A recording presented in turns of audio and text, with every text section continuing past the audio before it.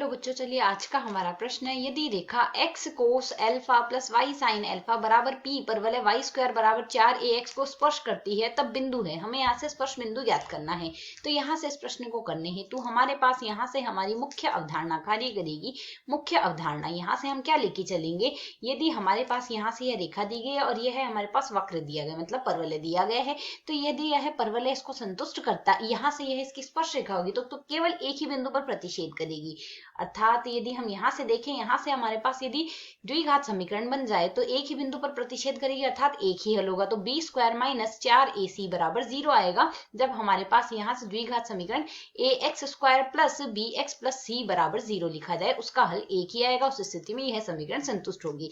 तो यदि अब हम प्रश्न के अनुसार देखें, यह हमें यहाँ से रेखा दी गई है, तो इस रेखा को सरल करके हम पक्षांतरण करके क्या लिख सकते हैं, x कोस एल्फा बराबर p minus y sine alpha आ गया। अब यदि हम x का मान निकालना चाहें, x बराबर क्या आएगा, p minus y sine alpha, बट्टे में आएगा हमारे पास यहाँ से कोस एल्फा, यह मान आ चुका है।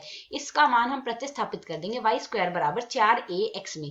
तो y स्क्वायर बराबर 4ax आएगा, तो मान यदि प्रतिस्थापित कर दे तो y बराबर क्या लिखा जा सकता है, 4a गुणा x के स्थान पर रखेंगे p minus y sine alpha, बट्टे में हमारे पास यहाँ से मान आ रहा है कोस एल्फा।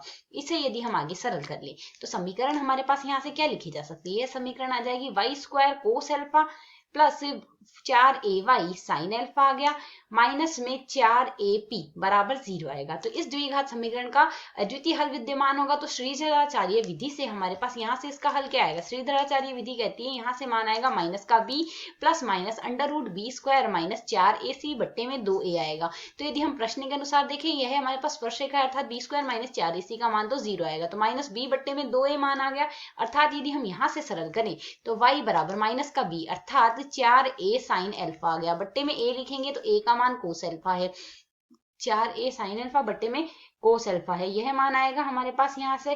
तो यहाँ से हम 2a लिखेंगे तो 2 कोस एल्फा आ गया। सरल करते हैं तो मान आएगा 2a tan एल्फा, यह मान हमें y का प्राप्त हो गया। y का मान यह आ गया है, मान प्रतिस्थापित कर दें तो x बराबर हमारे पास यहाँ से क्या लिखा जा सकता है, x बराबर हमारे पास यहाँ से y स्क्वायर बराबर 4ax में रख सकते हैं, या तो y स्क्वायर बराबर 4ax में y स्क्वायर बराबर 4ax में रख देते हैं।